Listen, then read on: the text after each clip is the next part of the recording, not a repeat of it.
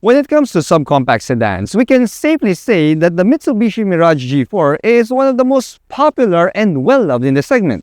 Heck, I even came out with the feature video several years back discussing why this vehicle is so popular here in the Philippines. Well, the Mitsubishi Mirage G4 has quietly received an update for 2025, and that's something that we will discuss in this video. And since it's been a while since I drove this car, let's also do an updated driving review video as well. So mga dude pare, let's do this.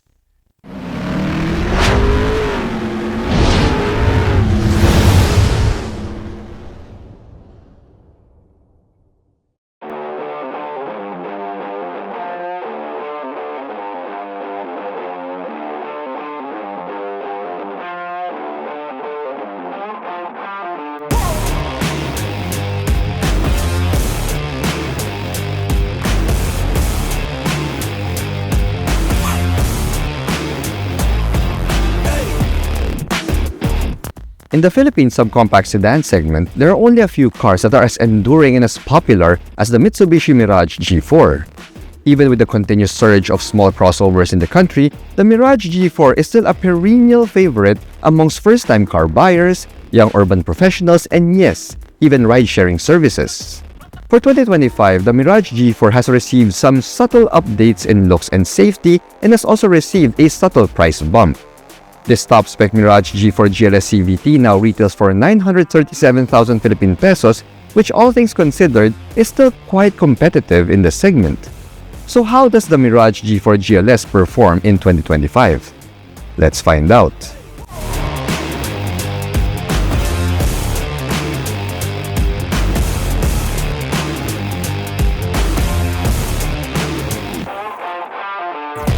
Here at Reagan's Rides, we do car reviews of SUVs, sports cars, trucks, and everything in between. So subscribe and hit the bell.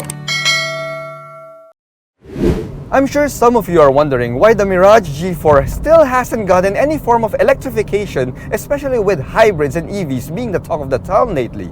Well, I've really given it some thought, and keeping the same engine and mechanical format is a huge advantage to a lot of Mirage owners out there. See, we still have the same engine and transmission combo here, which is a 1.2-liter 3-cylinder MyVec gasoline engine paired with a CVT transmission. Now, having the same tried and true engine and transmission means that the Mirage is practically bulletproof. It's bulletproof, and if ever something needs to be replaced, well, spare parts are definitely plentiful.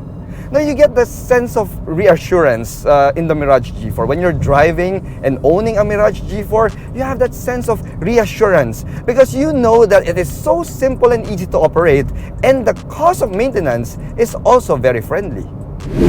Now, the Mirage G4 has just enough power on tap for daily driving duties. We have 78 PS on tap and 100 Newton meters of maximum torque, which means that, yes mga dude pare, you will not be getting any speeding tickets anytime soon. Plus, pare, having a manageable amount of power means that this car is not intimidating at all, especially for new car owners out there. Now, there is more to driving than just outright power, and in the other areas, the Mirage G4 delivers pretty well. See, the steering feel has been tuned nicely. We have a right amount of heft and feedback here. Now, we also have a nice and tall sitting position, which kind of favors short kings like myself, and the outward visibility is also pretty commendable. Now, we also know that the Mirage G4 has the capability and the power to go up mountain roads and mountain areas like Baguio, since the CVT transmission is also equipped with the B mode or brake mode, which is used for climbing steep roads. And in case you do go up the mountains and you find yourself driving through narrow, winding roads, you will appreciate the fact that all of the variants of the Mirage now gets active stability control and hill start assist as standard safety equipment, o diba? Another update for 2025 would be the LED headlight units. You see, we have a redesigned LED projector-style headlight housing here that gives the Mirage a sharper look. Now, other than that, well, the front fascia still remains pretty much identical to the pre-facelifted Mirage, and that's because Mitsubishi has practically perfected the design of the Mirage through the years. So that means that we still have the same slim dynamic shield front grille design there, and a pair of halogen fog lights for this top spec trim.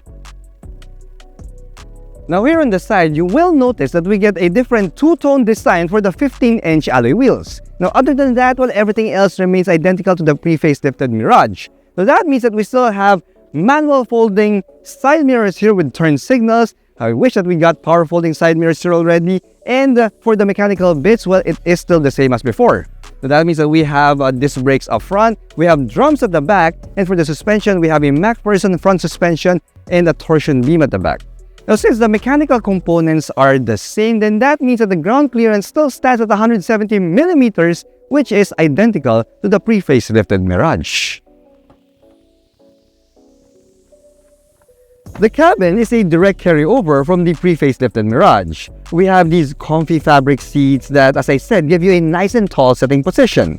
Now, we have a leather-wrapped steering wheel here for the top-spec GLS trim, although the wheel only adjusts for tilt though, so it doesn't really telescope. So if you are a taller driver, well, you will have to make your own adjustments with your arms. Now, if you check out the analog instrument cluster there, it's the same as before, and we still don't get that engine temperature gauge. However, though, after driving this for several days, I just realized that it's not really that big of a deal not having an engine temperature gauge because the Mitsubishi Mirage is not really prone to overheating anyway.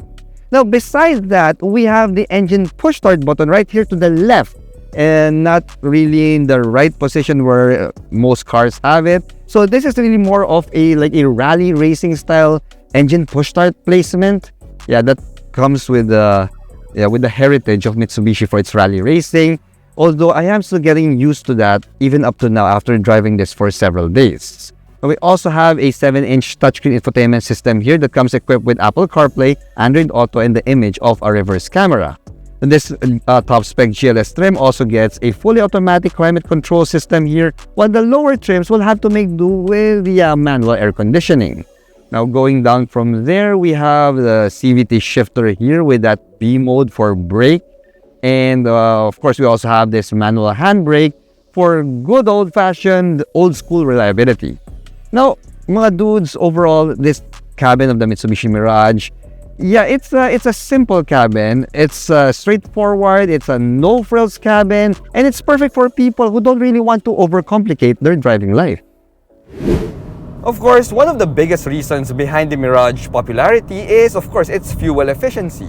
You see, around the city, I was able to get around 11 to 12 kilometers per liter and as much as 24 kilometers per liter on the highway. Oh yeah, pare. Now that, my friends, is nearly as good as the hybrid vehicles, but the Mirage achieves this without any complicated hybrid technology or even hybrid maintenance. Now, let's go on to the back seat and check it out.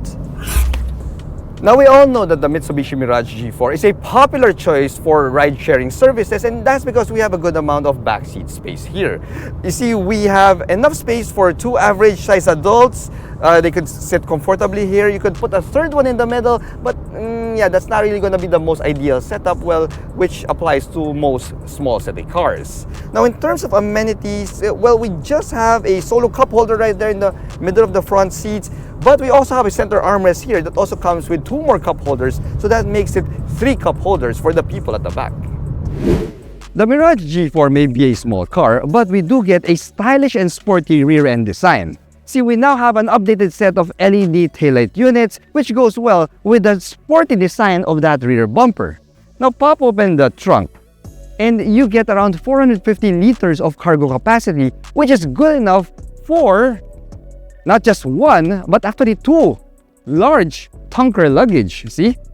Check it out. You can put one there, and there's more than enough space for a second large luggage there. Now, I'm happy to see that we have 450 liters of cargo capacity here because the Mirage G4's back seat still doesn't fold down, so that's all of the space that you can get. So that means that if you're transporting larger items, you may have to borrow someone's expander or Mitsubishi L300 FB, yeah, if you need to transport larger stuff. At the end of the day, the Mitsubishi Mirage G4 GLS delivers the same consistent driving performance and reliability that appeals to a lot of Filipino drivers out there. The improvements made for 2025 may be incremental, but these updates make the Mirage more stylish and safer on the road. And for a vehicle as reliable and as easy to drive as the Mitsubishi Mirage, these style and safety updates are enough to keep this feisty little sedan at the top of your short list. Thanks for watching.